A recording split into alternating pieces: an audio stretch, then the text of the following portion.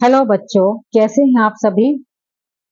आप कुछ हद तक रिलैक्स फील कर रहे होंगे जेडबलई जैसे टफेस्ट इन इंडिया एग्जाम में अपेयर होने के बाद, और कुछ हद तक आपको अभी भी साइकोलॉजिकल प्रेशर होगा अगर अभी आपको अपना मन मुताबिक कॉलेज या ब्रांच नहीं मिल पाई है।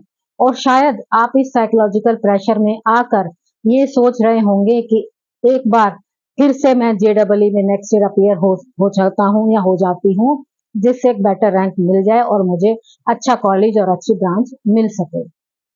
अगर आप ऐसा सोच रहे हैं तो इससे पहले आपको 3 बातों पर ध्यान देना जरूरी है। वो मैं एक एक करके आपको बताऊंगी, उनको आप ध्यान से सोचिए, विचार करिए, एनालाइज करिए और फिर ये डिसीजन लीजिए, क्योंकि ये डिसीजन बहुत टफ, डिफिकल्ट और चैलेंजिंग होने वाला है और हो सकता है ये आपकी पूरी जिंदगी का रुख बदल दे, इस तरफ से भी और उस तरफ से भी। इसलिए आपको बहुत सोच समझकर, बहुत विचार करके, अपने आप को एनालाइज करके ये डिसीजन लेना है। वो 3 फैक्टर्स कौन से हैं? नंबर 1, आपको जेडबलई के डिफिकल्टी लेवल के बारे में रिसर्च करनी है, थोरो रिसर्च। और जब आप ये गूगल पर या और दूसरे सर्च इंजन पर सर्च करेंगे इसके बारे में, तो आपको पता लगेगा कि जेडबलई जो है वर्ल्ड में नंबर 2 पर आता है in terms of difficulty level, और इंडिया में number 1 as per the report of Indian Express January 2023।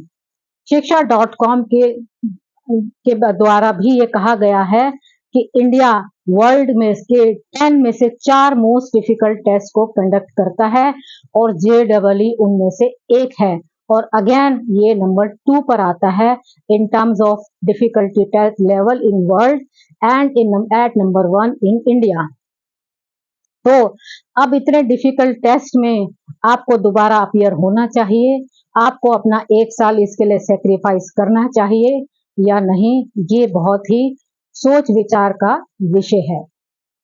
Number 2, आपको अपनी वीकनेसेस और स्ट्रेंथ्स को आइडेंटिफाई करना है कि आप में क्या ऐसी खास बातें हैं, स्ट्रेंथ्स हैं जो आपको जेडबलई के लिए अपियर होने में, दोबारा अपियर होने में, 1 साल ड्रॉप करने में हेल्प कर सकती हैं। इसके लिए आप अपने pre board exams, board exams, entrance exams और जो कोचिंग इंस्टीट्यूट्स ने आपके मॉक टेस्ट लिए होंगे उनको द्वारा आप अपनी स्ट्रेंथ्स और वीकनेसेस को आइडेंटिफाई कर सकते हैं और फिर उन पर काम कर सकते हैं, उनको फर्दर इंप्रूव करने के लिए। नंबर 3, आपने खुद से ये 5 क्वेश्चंस पूछने हैं। नंबर 1, क्या मैं मेंटली और फिजिकली प्रिपेयर्ड हूँ जेडबलई जैसे डिफिकल्ट टेस्ट में फिर से अपियर होने के लिए? नंबर 2, क्या मैं वो रिग्रेस प्रेपरेशन फिर से कर सकती हूँ जो मैं पिछले 2 साल से कर रही हूँ? क्या मुझ में वो सब क्वालिटीज, स्ट्रेंथ्स हैं जो कि मुझे इस रिग्रेस प्रेपरेशन को करने में हेल्प करेंगी? नंबर 3, क्या मैं उस साइकोलॉजिकल प्रेशर को झेल पाऊंगा जो मुझ पे चारों तरफ से आएगा या बनेगा, मेरे पेरेंट्स का, मेरे टीचर्स का, मेरे सिबलिंग्स का, मेरे फ्रेंड्स का और मेरा खुद का, to perform better this time? Number 4, क्या मैं इस बात के लिए प्रिपेयर्ड हूँ कि टेस्ट का रिजल्ट इस तरफ भी जा सकता है और उस तरफ भी जा सकता है? नंबर 5, अगर टेस्ट का रिजल्ट मेरे मन मुताबिक ना आया तो क्या मैं जिंदगी में आगे बढ़ पाऊंगा या बढ़ पाऊंगी without any kind of regrets?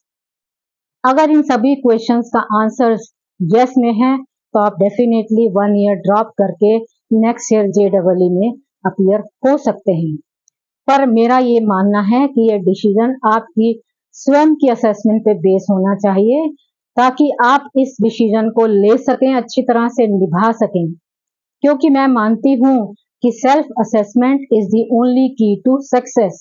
इस बात को मैं हिंदी के कवि के शब्दों में यूं कहना चाहूंगी, कहीं ओझल ना हो जाए मंजिल आंखों से, कहीं ओझल ना हो जाए मंजिल आंखों से, तू भूल जा कि पलके भारी कितनी हैं।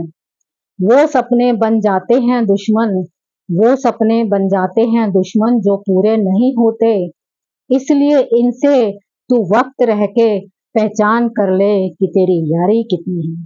Thank you, God bless.